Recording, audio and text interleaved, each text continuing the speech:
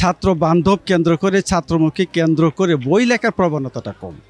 বরং আমরা যে দু চারজন আমরা লিখতে চেষ্টা করি যে ইতিহাসটাকে একটু পপুলার রাইটিংসে নেওয়া যায় কি না, শব্দগুলোকে, শব্দের বুননকে একটু সাধারণ পাঠকমুখী করা যায় কি না। যদি এমনটি করি তাহলে কিন্তু বইয়ের দিকে ঠিকই ইতিহাসের যে বই আছে এই বই পড়তে পাঠকরা আসবে, নতুন প্রজন্মে আসবে।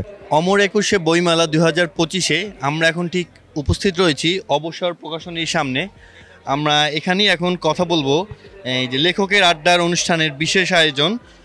এখন আমরা কথা বলবো এই যে ডক্টর মোহাম্মদ ইমরান জাহান স্যারের সাথে।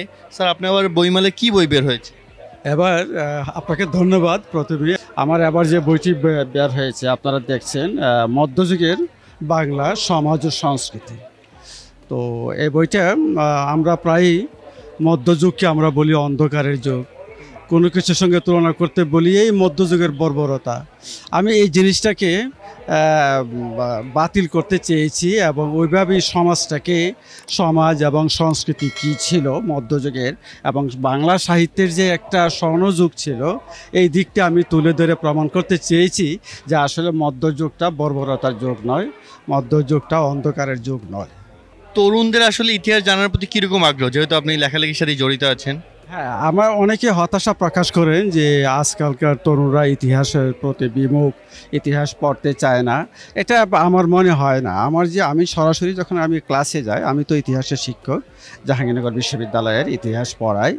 তো আমি ওইভাবেই দেখি যে ছাত্ররা আসলে বিমুখ কথাটা বলা যায় না, কিন্তু উপযুক্ত বই ছাত্রকে কেন্দ্র করে, ছাত্র বান্ধব কেন্দ্র করে, ছাত্রমুখী কেন্দ্র করে বই লেখার প্রবণতাটা কম। বরং আমরা যে দু চারজন আমরা লিখতে চেষ্টা করি যে ইতিহাসটাকে একটু পপুলার রাইটিংসে নেওয়া যায় কি না, শব্দগুলোকে, শব্দের বুননকে একটু সাধারণ পাঠকমুখী করা যায় কি না। যদি এমনটি করি তাহলে কিন্তু বইয়ের দিকে ঠিকই ইতিহাসের যে বই আছে এই বই পড়তে পাঠকরা আসবে, নতুন প্রজন্মে আসবে। আর সাধারণত ইতিহাসের প্রতি মানুষের কিন্তু এমন একটা দুর্বলতা আছে। অবশ্যই। আমি যদি শুধু একাডেমিক পার্সনদেরকে চিন্তা করি যে অনার্সের ছাত্র বা বড় বড় লোকরা বই পড়বে, তাহলে তার হবে না। আমাকে সাধারণ পাঠকের কাছে ইতিহাসের জায়গাটাকে সরল করে পৌঁছে দিতে হবে, তাহলেই আরও আগ্রহ বেড়ে যাবে। আর ওই যেটা প্রথম বললেন যে আগ্রহ কেমন, আমি দেখেছি ইতিহাসের প্রতি বেশ আগ্রহ, ইতিহাস নির্ভর উপন্যাস পড়তেও তাদের বেশ আগ্রহ। আচ্ছা, পরিশেষে আপনার এই বইটি নিয়ে যদি পাঠকদের উদ্দেশ্যে বলতে চান, আসলে এই বইটি পাঠকরা কেন পড়বে, আসলে কেন তাদের পড়া উচিত? হ্যাঁ, প্রথমত আমার এই বইটা পড়া উচিত এই জন্য, ওই যে প্রথমে আমি বললাম যে আমরা কোনো কিছু হলে মধ্যযুগের বর্বরতা, মধ্যযুগের অন্ধকার যুগ এটা নিয়ে কথা বলি।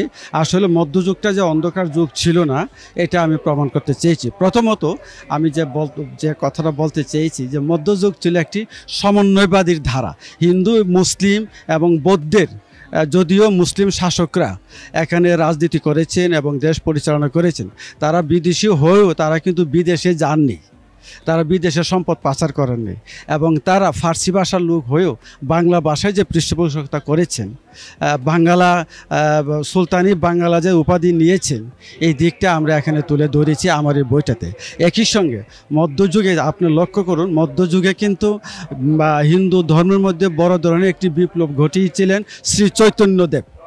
এবং শ্রী চৈতন্যদেব কোন প্রেক্ষাপটে তিনি এত বড় বৈষ্ণব ধর্ম প্রচার করতে পেরেছিলেন? যদি মুসলিম শাসকরা এটার বিরোধিতা করতেন তাহলে তো উনি পারতেন না। কাজে মুসলিম শাসকরা উদার ছিলেন, উদার থাকার ফলেই এই শ্রী চৈতন্যদেব তিনি এক বিপ্লব ঘটিয়েছিলেন হিন্দু সমাজে এবং তার আদর্শকে কেন্দ্র করে চৈতন্যমঙ্গল, মনসামঙ্গল এইসব কাব্য রচনা হয়েছিল বাংলা সাহিত্যে। কাজে আমি মনে করি আমার এই বইটা যদি পাঠকরা পাঠ করেন তাহলে মধ্যযুগের এই সময়কালটা জানতে পারবেন, বাংলা সাহিত্যের যুগটা জানতে পারবেন এবং হিন্দু মুসলিম যে একটা সমন্বয়বাদীর ধারা গড়ে তুলেছিলেন এই জিনিসটাও জানতে পারবেন।